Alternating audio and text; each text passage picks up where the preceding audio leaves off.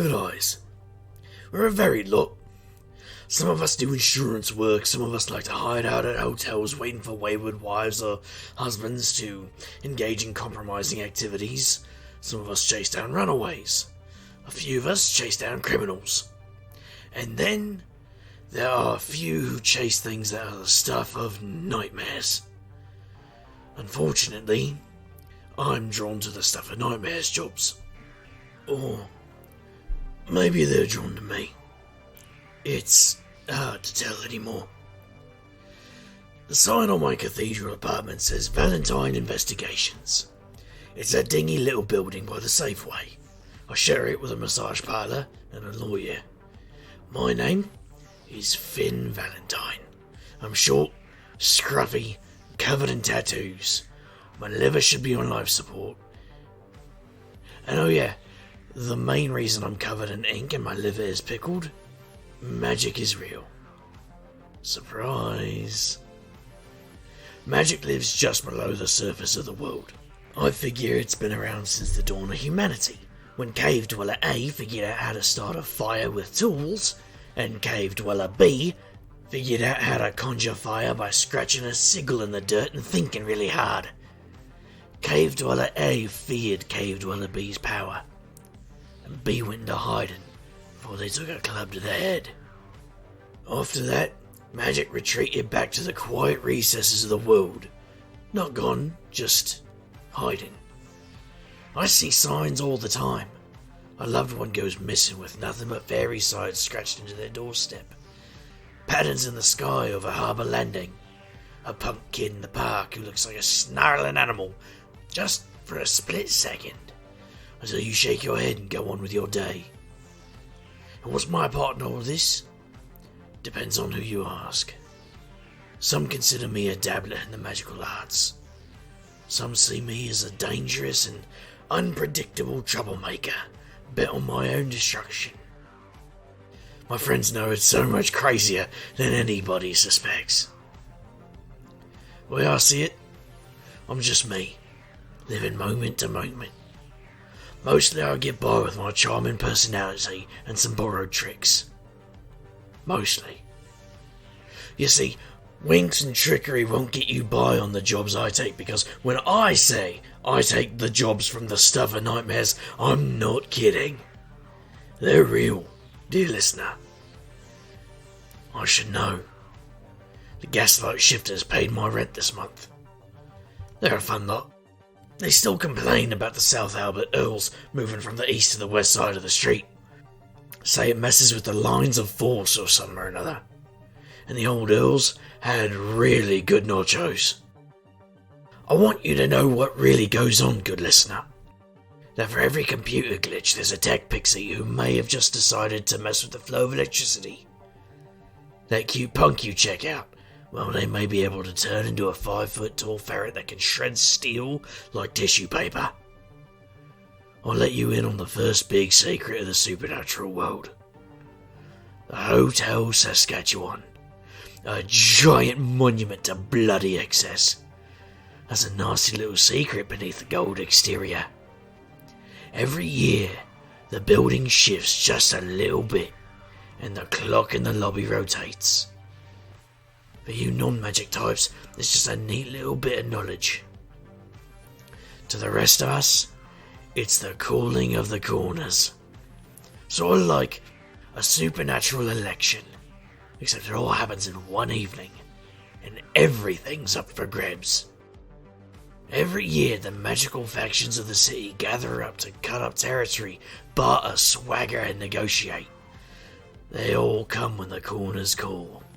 The vampires, the gaslight shifters, the tech pixies, the city hall goblins, all of them. Somehow, the goblins keep the lion's share of the city power, despite their smell. There's even a few minor gods in the city as well. One of them's a close acquaintance of mine. People call her the Inked Goddess, but she's got so many names. She lets me call her Anne. She occasionally recharges my spells as long as I remember to pay. I run into her sometimes. It's never really by accident. On the night of the calling, I'm outside the Hotel Saskatchewan, having a puff as I wait for the others to show up. Threadripper's at my side, thumbing through something on her phone. I guess I should probably introduce my best girl, Threadripper. She's a bright red-haired pixie and dresses like a neon-obsessed ballet dancer. She's wearing her favourite glowing petal skirt tonight, likely for a particular green-tinged git I'll probably talk about later. Her eyes flip back and forth, processing data I'll likely never comprehend. She's pure lightning in a bottle, and the smartest pixie I've ever had the pleasure of meeting.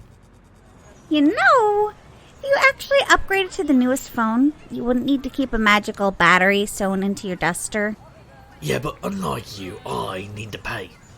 My race of technology-obsessed pixies isn't giving me an otherworldly phone plan to keep track of their buddies for the next game of bunkers and action hero rip-offs. Excuses. Valentine! A woman's voice calls from behind me. I close my eyes, enjoying the last drag of the cigarette before I'm likely about to get a beat down of some kind. Hopefully, it's just physical. I couldn't take a verbal one tonight. It's Anne, the inked goddess. In the movies, all the gods are tatted up in fancy costumes. Anne's got a ratty street tiki punk hoodie and ink-stained jeans. She's clapping her hands together for warmth. Her big green eyes meet mine and the cold night air suddenly feels like a Tahiti breeze. The thing about Anne, when she smiles at you from underneath the mop of whatever colour hair she chose that week, it's a smile that makes you feel better about the world. It's a side effect of the spark she carries within herself. I see a new tattoo peeking out from her sleeve as she reaches for my smoke. It's a woman with inked wings, defiantly challenging those around her to mess with the innocent she deems worthy. For those lost souls, they all pray to the inked goddess for protection. Somehow she hears them all, and holds out a slender ink-stained hand to me, expecting me to share what's left of my smoke. The curly cues of ink dance down her wrist and along her hands. I pass her the butt of my cig. She takes a deep pull and studies me closely. I try to meet that gaze, but it's too much for my poor mortal eyes. That's how it feels when Anne stares you down. Like a lamp is in your face and you're squinting to see what's around it. Valentine, you haven't come by the shop lately. I've been chasing down, cases. Leads. It's busy times, and... You must be running on empty by now. Let's take a look at your lighter. I reckon there's a little left in the tank. I roll up my sleeve, displaying a tattoo of a woman with fiery red hair and a crooked grin, holding a Zippo in one outstretched hand. The ink is so faded that only a few slivers of colour remain. You're joking, right? Here, let me help you with that. Good as new. Thanks, Anne. You owe me for the last recharge, Valentine. Whatever jobs you pick up tonight, I'm expecting a cut. Ah, you got it. I'm heading inside. Thanks for the smoke, Fingal. I'll take it as a down payment. Oi! Not even my mother called me Fingal. How'd you suss that out anyway? I'm a goddess, Valentine. Give me some credit.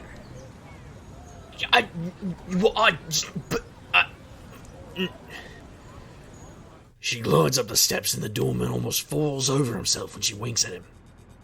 Me, though, not so much. He doesn't look happy as I walk up, but he holds the door open anyway. I wink at him too.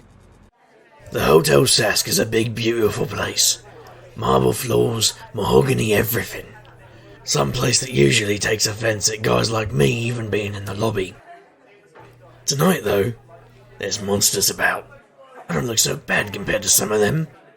A woman raises her hand to the masses. Everyone shuts up right quick.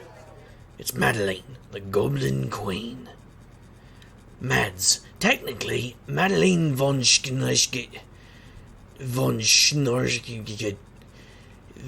whatever. She's the one who runs City Hall, and a huge fan of anything with the phrase power suit. dressed in a pale green Armani outfit that I swear looks like it's got sharp edges anywhere the tailor would put 'em, and a hairstyle that likely cost more than my car. From across the room she narrows her eyes at me through dark green eyeshadow, and I see the slightest sense of fangs beneath her glamour. That's the thing about the CHGs. Only their own have seen what they look like without a magical skin. I'd rather skip that revelation. End of days, Madeline will be playing chess with Keith Richards while the rest of us slobs are playing checkers. Welcome, everybody, to the Calling of the Corners. I see some new faces tonight, new or old. I hope you all came ready to bargain, and may the best creature come out on top. You ready to mingle, Fred? Now that my ink's recharged, I'm feeling all sociable. That was an expensive pick-me-up, boss. And you promised to buy me a new phone.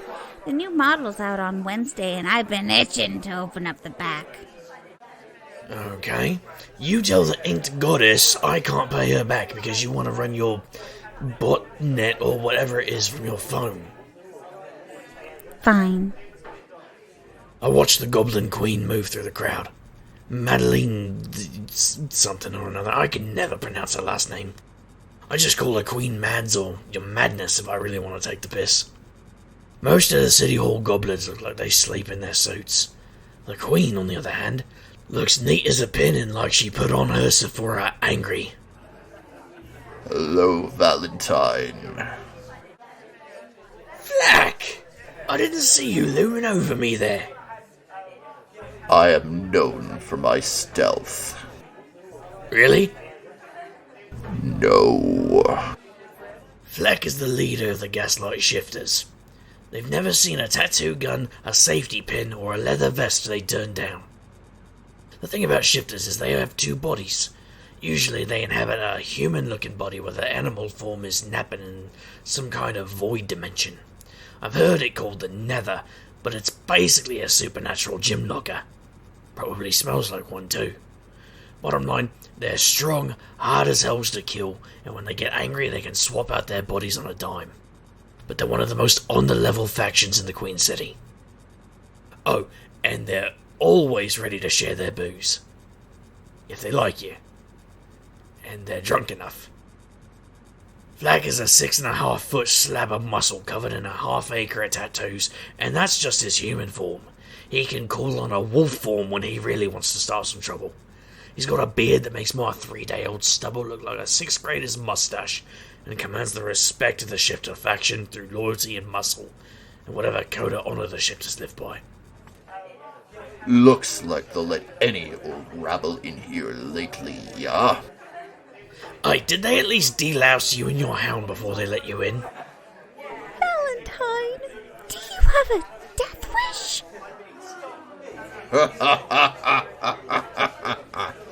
My hound? Why don't you try to delouse Riza yourself? I would love to see it. I'll let her know you're interested. She's here somewhere. She loves getting out of here and dealing with these popped collars and stuffed shirts. She says hi, by the way. You tell that punk ferret to go to hell. Any hell she likes. She's not going to apologize for stealing your girl, Valentine. Riza is the hound of the Shifters. Flack calls the shots while Riza keeps internal politics in check. Flack may look like the big bad wolf, but Riza packs the same amount of attitude into a body half his size. It's concentrated. I like to tell her that a Shifter ferret is the funniest thing I've ever seen. She got tired of hearing it one day, stole my girlfriend and ripped the door off my car. My poor Galahad didn't deserve that. Pay attention! I remind you all that there is no violence during the calling. We are here to negotiate in good faith. To that end, we have emissaries here to ensure the peace between us holds. Finn Valentine has graciously offered to volunteer his services. Me and Threadripper are played as punch to serve the council. I take checks, Cash, amulets, or maybe Ugly's hat there. No, have heart! Ugly is Madeline's hound. It's not his real name, but it's more accurate and easier to pronounce. For the record, I've never actually bothered learning his name. Anything that's stupid deserves the names given. Of course, the magic community brings its best and brightest. We also have a special guest, Anne, the Inked Goddess, who's graciously left her shop to visit us tonight. My queen, it's an honor to be invited. I hope my request to have ley lines through my shop can be reviewed this evening. Of course, Inked Goddess. We don't want those humans you serve to be left to their own demons, do we? Thank you, my queen. I admire your restraint, Goddess. A little bit of patience and restraint go a long way, Finn. Heads up, Valentine. Douche canoe approaching. What? Which one? Oh, hells. Greetings, Anne. You know, if you followed us, we'd make sure the ley lines were available to help your little projects. Vampires. Ugh. I'm sure you've read Dracula, or maybe Queen of the Damned. Those vampires are all about immortal passions, sleeping in dirt, mooning around castles like a bunch of ponces. I always thought those capes and ruffled shirts looked daft as all hells. But the Queen City vamps traded in the gothic lace for rider jerseys and coffins for box seats. They see the Queen of the Damned face as something they regret. They use their eternal life to invest in things like oil and buy themselves Escalades and McMansions and season tickets. They own all the housing and development companies in the city, which means they own the city itself. They'll fight for tax breaks harder than they'll ever throw down for blood. No one here likes vampires. But they can pass for human if the sun's down. Me, I can't afford to make enemies of them. They like to keep me on retainer, even though they're always arguing out of paying. Cassius, how are things? Hard at work turning the downtown into a big parking lot? Oh, Valentine, I didn't see you there. You are well aware that Cassius is not my name anymore. Sorry, Tim. Tim with a Y, 'cause you gotta be special.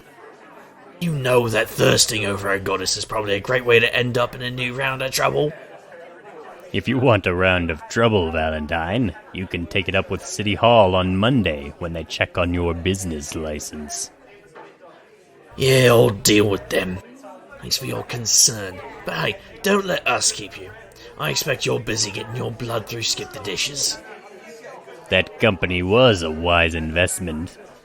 Now, why don't you take your video game fashion sense and your borrowed magic and go enjoy your office while you still have one? Valentine's on retainer for the Queen tonight. Pick a fight with him, and it's a violation of the calling. My crew is happy to back him up.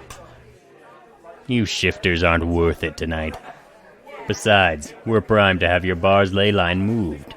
Let's see how well you call your other body when you don't have a spark of magic to pull it out of your burrow, or whatever it is.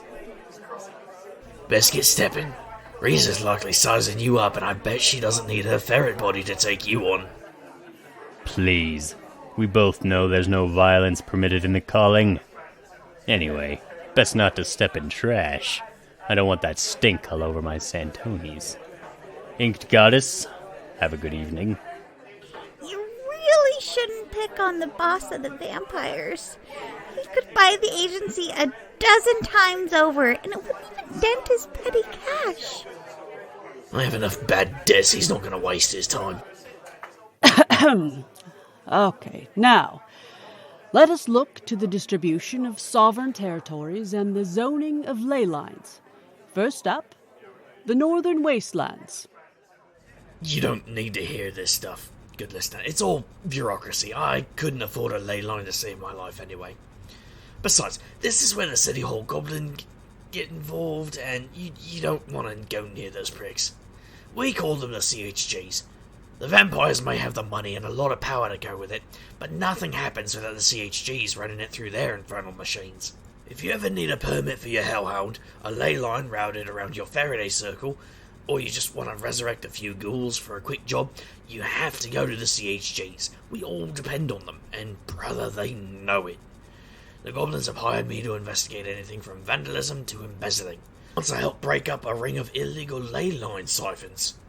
They pay reliably well, even though the paperwork is a massive headache. We have a bid for a ley line under the Comic Readers on South Albert.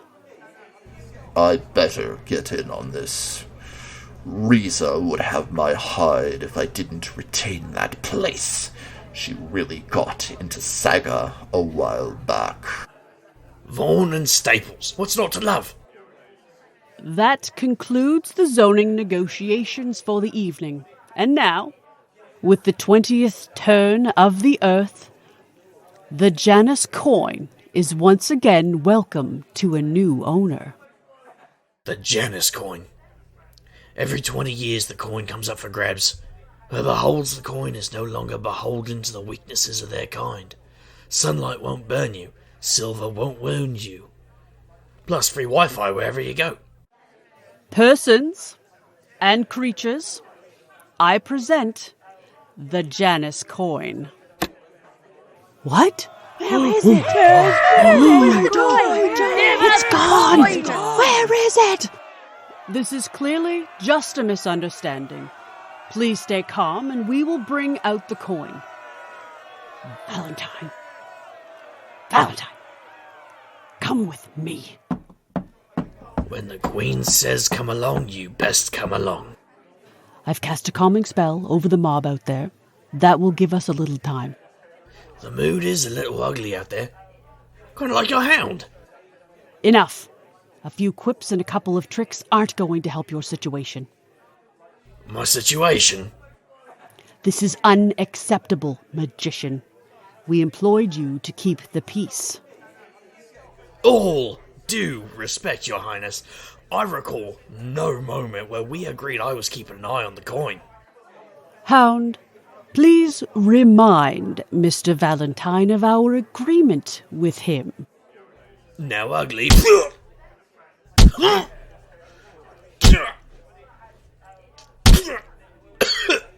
Solid reminder. Once every 20 years, the Janus Coin takes material form. It can be held, bound to an owner, shoved into intimate places if you like. It is power, given shape, Valentine. Without that coin, there is no peace in the Queen City. Do you understand? Hound, help him understand. Punch! Any other questions, Mr. Valentine? Are you absolutely sure I can't have Ugly's hat? No, have hat. Listen, I know. I should have kept my mouth shut. I expect you to produce the coin before the end of the evening, or my hound will start his own investigation. Maybe he'll start with that little tech pixie, or maybe that human-loving demigoddess. I'm sure they'd be good suspects to begin with. Touch my friends, and I'll show you what a street magician's capable of. Please, Valentine, you're wasting time and your tattoos are barely visible. Now get out there and do your job. Well, what's the deal, boss? In a nutshell, Madeline's holding me accountable for the missing coin. If I don't track it down tonight, she's going to string up you, me, and Anne. We'll get to spend some quality time in the tunnels beneath the city. We should book it. Maybe leave town for a while? Anne's not leaving, and I ain't bailing on her. She may be a goddess, but outside of her shop, she's as vulnerable as any of us. Both stubborn. Hey, look! It's 0 Day. He's so mad at you, by the way. One time I call him pint-sized and he gets huffy. Does he have a problem with imperial measures? What is he, American? You know, you shouldn't have teased him about his height, Valentine. Why do you think your email inbox is nothing but spam for, male enhancement? Tech Pixies. Threadripper is one of my best friends. Also my secretary, tech support, and General Michael Friday. Not all of them are willing to work with humans, though. According to their legends, Pixies were originally from the land of the Never Never, where Oberon and Titania ruled. They used to come by our world, taking a play or two, abduct a child for kicks, but after seeing what the world held with its cold iron and war machines and YouTube influencers, Oberon decided it wasn't worth it. They sealed the doors to the Never Never, but some of the Pixies ended up trapped here. They say the Never Never provided them with the magic, long life, and delightful disposition. Without it, they started to fade away. Somewhere along the line, one of the Pixies discovered a use for the scraps of magic they still had. They poured their craft into technologies, wheels and engines at first, but soon enough they turned into microcircuits and invisible waves. They found something eldritch in the wires. There's someone who said the only difference between magic and science is belief, and the Pixies took it to heart. As they learned to play with the world of Wi-Fi and web servers, they abandoned their old names given by Oberon and adopted new ones, and that's why they all sound like extras from the Matrix. I've known Threadripper for years. She still won't tell me her old name. Sometimes I wonder if she even remembers it. 0 days looking at you. I think he wants your attention. Nah, I think he wants... Ow! What the hell? My phone! It's hot! 0 days? Stop it! Guess I'm upgrading now! I'll see if I can fix it. Bloody hells, mate! Do you know how long it takes a phone to get shipped these days? Maybe if you upgraded to a real phone, I couldn't short it out that easy. You're a real son of a Mac sometimes, Zero. You love it. Well, Thread's lightning in a bottle. 0 days, a bunker buster and a hip flask. The problematic Pixie's earrings spark and hum with magic as his brown eyes scan the room, no doubt from potential prank victims. At the sight of Thread, he sits up straight and starts running a hand through his spiky green fuzz he calls hair. It's always good to have Threadripper around when you're dealing with 0 Day. She's one of the few things on this earth that can keep the Trog in check. I'm in a forgiving mood tonight anyway. As a matter of fact, I'm in a giving mood. Here. Is that what I think it is? It sure is. I got this from my South American sources. Your pixie clan in Paraguay is sitting on a hoard of this stuff. And that's for me? In return for a small favor. Help me and this little treasure is yours. That little treasure, by the way, it's a tall, frosty can of Murder Buzz Monster Energy Drink. Sour apple maple pine flavor. It's the vilest stuff in creation, and it tastes like clown sweat. They withdrew it from production after 24 young folks in the peak of health died of combined liver failure, kidney implosion, and something called swollen tongue syndrome. Tech Pixies love it for some reason. Name your favor. The Janus Coin. You know it's not on the way to the hotel. Someone took it and I need to find that someone. Help me track it down. I knew Madeline was lying. Okay, for that stuff, I'll keep quiet. Even give you a freebie. I'm listening. Hold on. Can't pop.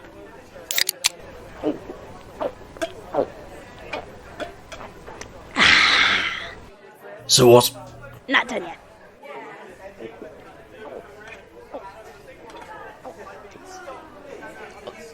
Can we maybe... 1 second.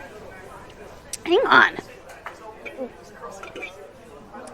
Okay, enough. It is not physically possible for you to drink that much soda.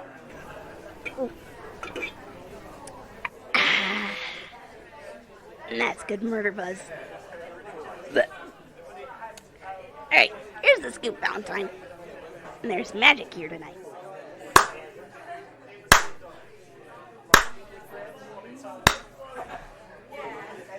Wow. I have to hand it to you, mate. That's the news of the day. Magic at the calling of the corners. Okay. Yes, there's the faction magic, whatever frou-frou magic you possess, and the ink goddess magic. But there's an extra source tonight that I've never picked up on before. You're saying we've got another player tonight? Uh-huh. And he's got magic like yours, just a lot louder. He's like a clean 5G signal, and you're basically 2 cans in a string. Shows what you know. I can't even afford string these days. Here, let me help you with a bit of the old phase second sight. Your tattoos look pretty faded. I can give you a bit of our old magic for a few moments. Okay. What's the ritual? Silicon, dust, and mistletoe juice in the eyes? Gross, no. Just take a sip of the old murder buzz. Ah, hells. Can't help you, Valentine. Just a sip of discounted, possibly lethal energy drink. Here's to non-swollen tongues.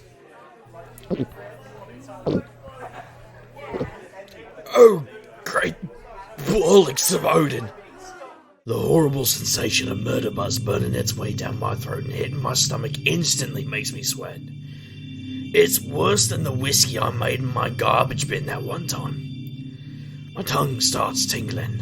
Suddenly the world seems to flip itself inside out. My eyes show me the second world just underneath the surface. The energy lines and patterns of force and intention made plain as day. I've got a nose for magic, and I know a few spells to trace its remains, but this is something new.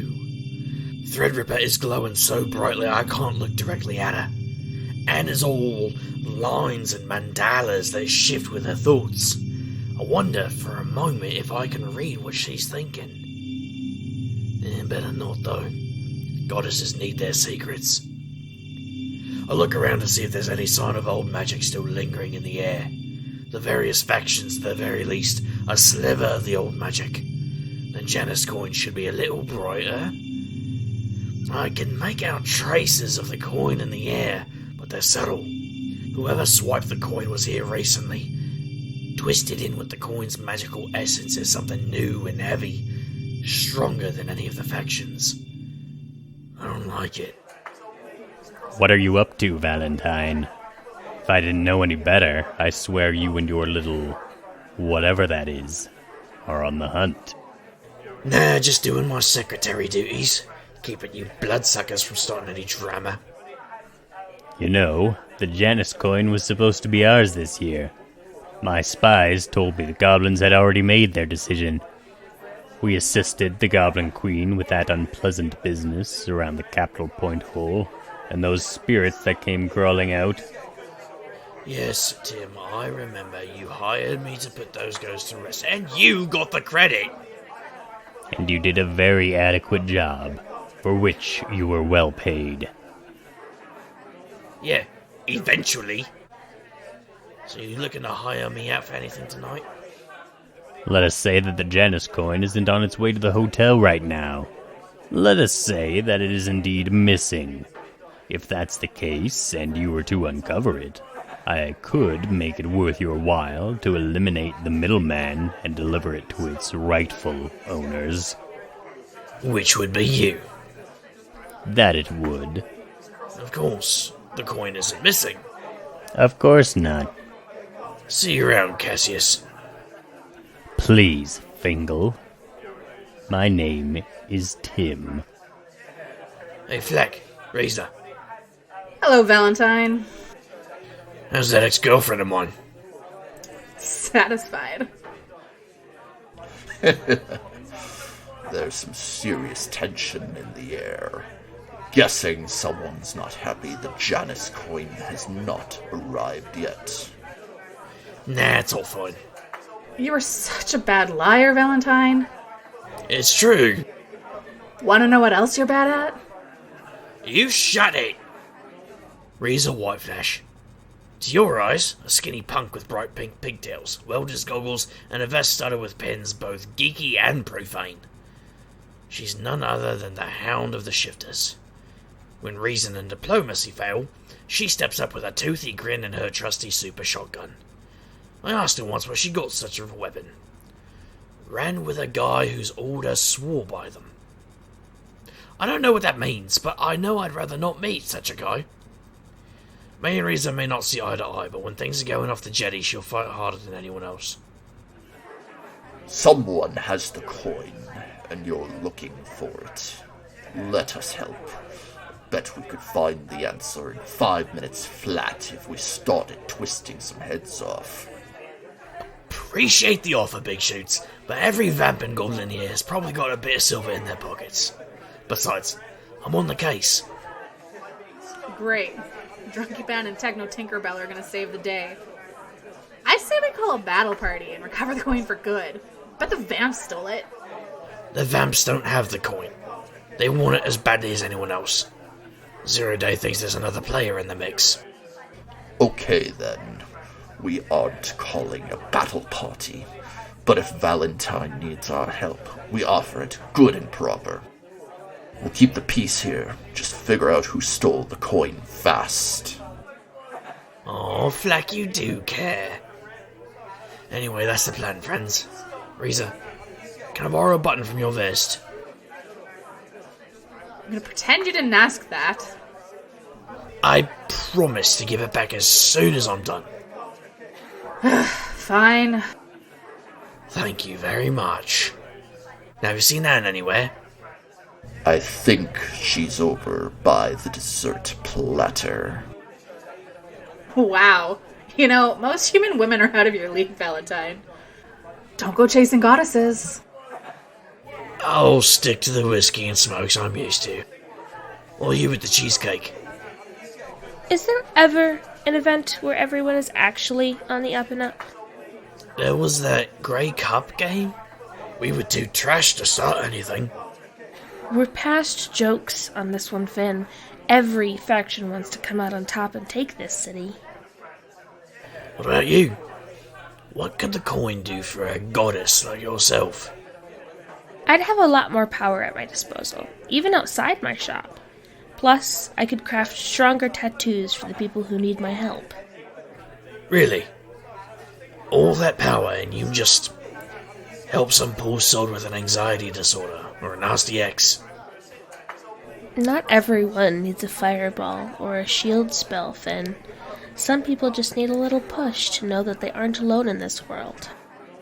Not just a goddess, then. You're practically a saint. If the coin isn't properly recovered, the factions are going to squabble. The damage won't stop at our borders. People, normal people, are going to get hurt. Zero Day says there's some outside magic. Another player. I caught a whiff of it earlier. It's heavy stuff. Thick. Can you feel it? Let me try. Shh! Get this cheesecake away from me or I won't be able to focus. With pleasure. Oh God, this is good cheesecake. Is that key lime in there? I'm picking up some kind of flavour, maybe raspberry or... Shush. Finn, come with me. I feel something. It's up on the second floor. I need a little extra charge. Here you go. Just this once. Let's go meet our magic then. Threadripper, you stay here and keep an eye out, yeah? For what? Figure out what they're putting in that cheesecake. We take the marble steps up to the second floor. Anne leads the way, but even I can sense it now. That twisted magic I spotted earlier. A rope of so many strands all braided together. And it's here. It's all around us. And where are you? She is elsewhere. What? How? Wait. Who? That's the word I want. Who are you? People call me Numa Pompilius. Excuse me, but...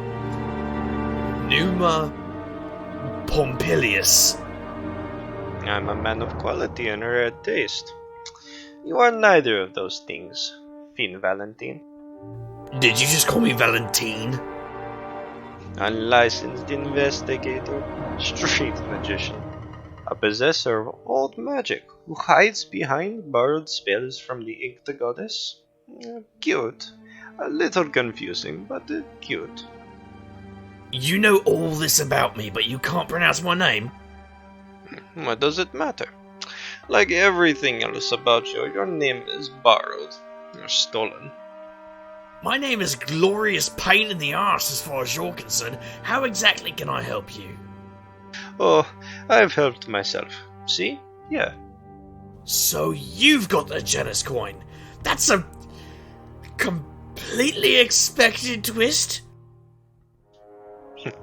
You wouldn't believe the rarity of an artifact like this. I've been waiting eons for it to appear for me.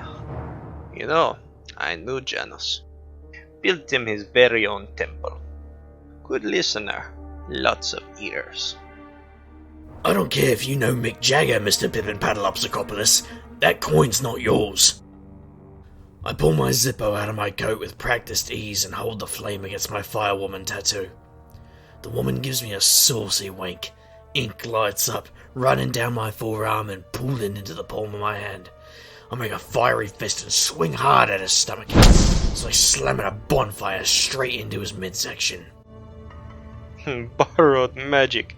You think these tricks can do anything to me? Why not use the true magic within you? I'm just getting started. No, we're done here. I'll take another swing at the man. This time he steps back with a lot of grace for someone so massive. With unexpected speed, he counter-jabs and gets me square on the jaw. Stars, hearts, pretty birds, I hit the floor hard. Mr. Valentine, it's been a pleasure. Not for you, maybe, but I have had a banner evening. Stop! Goodbye. The man mutters a couple more words and rips the tear of the world. Not even a mystical duel. The edges of the tear are bleeding pure reality. This guy has old, ugly magic, and he doesn't care about any mess he might leave behind. Valentine, are you still with us? If I say no, can I go home? Boss, are you okay?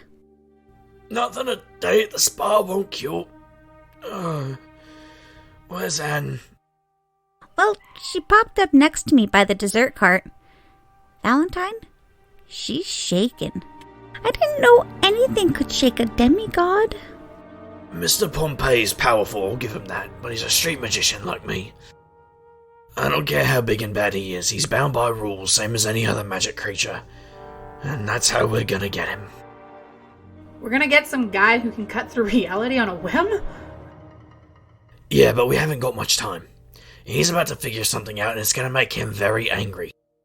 Thread, go find Anne. Flack, tell the Queen I found our thief. Reza, come with me. Where are we going? To the roof. Say, can I borrow another button? Boss! Yeah? I did what you asked. And? Huskberry.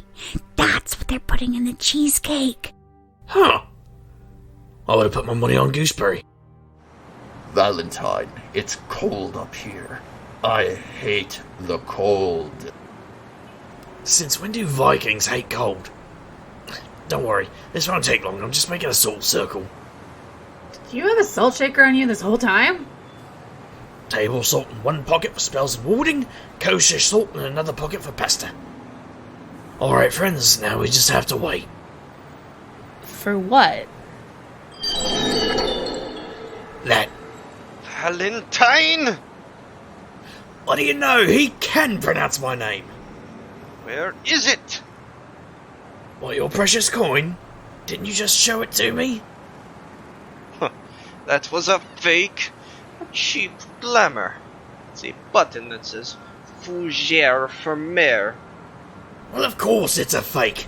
You think the Queen would just leave the real Janus Coin out in the open where any fancy ponce could grab it?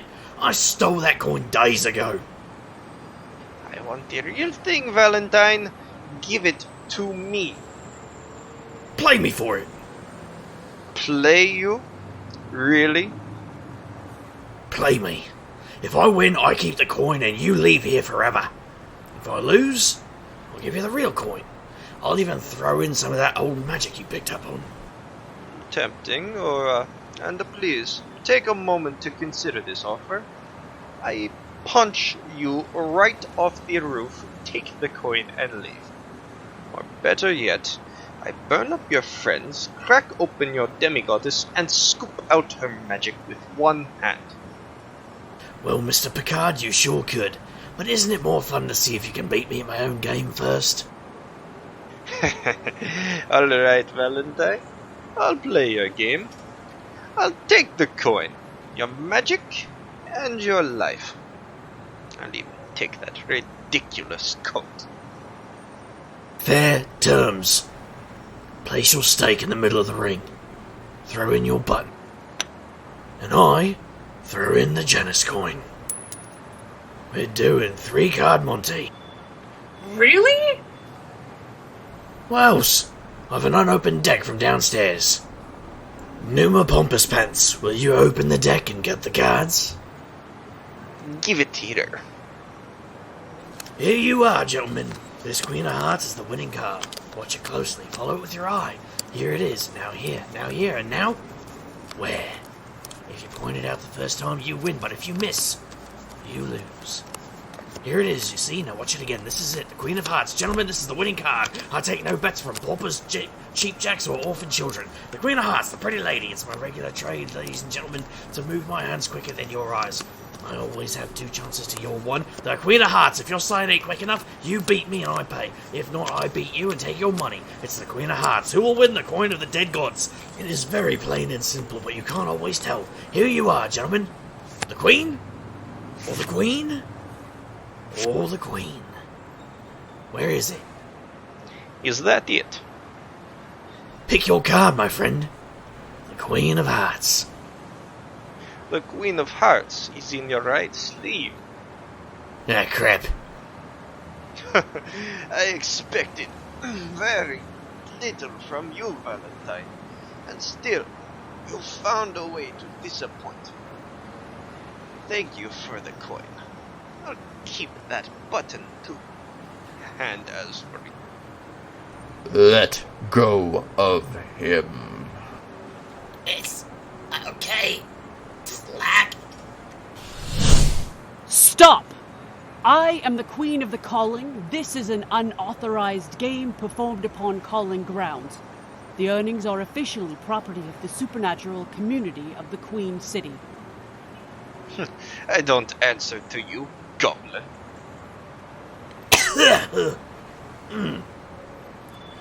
But you do have to answer to the law of hospitality. You're a guest here committing violence on a host. You're not going anywhere. Shifters, bind him, take him below. An archaic law. Meaningless. Valentine, I'll be seeing you again. And now I'll take those earnings. My queen, our guest did not have the coin. I beg your pardon? He's carrying around a fake. Take a look. Fougere Former. I think he stole the coin, moved it to another location, and enchanted a button to look like the Janus Coin.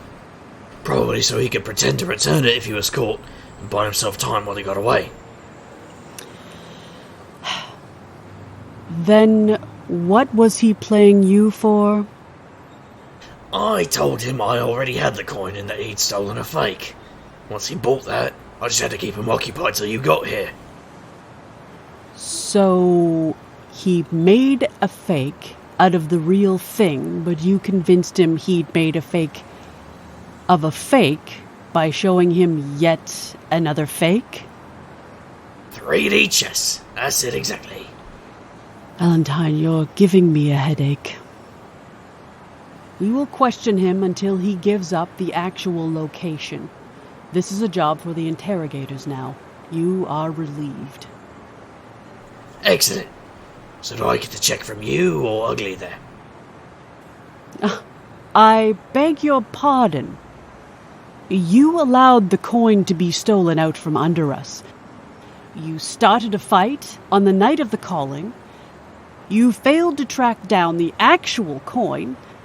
And you wasted your time playing cards when you should have just come straight to me.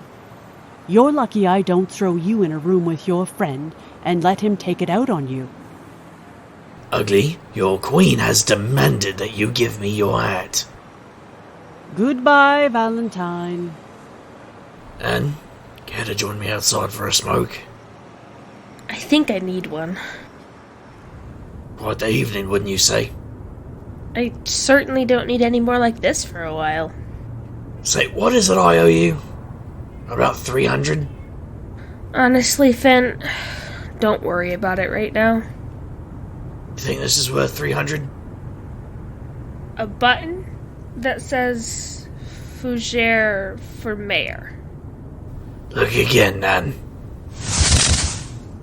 Oh my gods, Finn. This is the Janus Coin. I figure you could do some good with it. Help out whoever comes to your store, whether they're human or supernatural. Or you can walk in there and hand it over to Madeline. So, who was that guy? Said his name was Numa Pimplemoose or something. Real wanker. Numa Pompilius? Yeah, that's it. Huh. You just crossed someone who might be 3,000 years old. Really? He didn't look a day over 500. So, you had the coin all along? Nah, I switched out a really good fake for a really bad one. What? When? During the fight, when he was laying me out on the floor, I did some acute psychological research on the fellow and determined he was the kind of wanker who's too busy gloating to notice a pixie pick in his pocket. So, how did you get the real coin? Like I told Numa Footloose, I stole it days ago when Ugly wasn't looking. Switched it out for a fake. Didn't think someone else would be bold enough to steal it. Then, why lure him out for a game? I had to get him out in the open and play in a game on the cooling ground so the Queen would have to confront him. Didn't matter if he believed me. I figured he'd want the chance to beat me at something else. Besides, Mads and company were ready to blame us for the coin. I'm fine with being the bad guy, but I wasn't about to see your good name tarnished. Next time, stop by my shop first if you're going to take on something so foolhardy. I would have given your tattoos a full charge. Sounds like the calling is back on. Me and Ripper are gonna hit the road. Don't you want to know how all this shakes out? Nah. I'm gonna go home, pour myself a glass of shifter rum, maybe watch Battlestar Galactica. I'll know the score tomorrow morning when they bust down my door. Take care of yourself, Fingal. I always do. Come on, Thrin. Let's go watch the one where everyone's a Cylon. Boss! Don't spoil it for me. You've seen the series 100 times. Yeah, but I like to wipe my memory after every watch.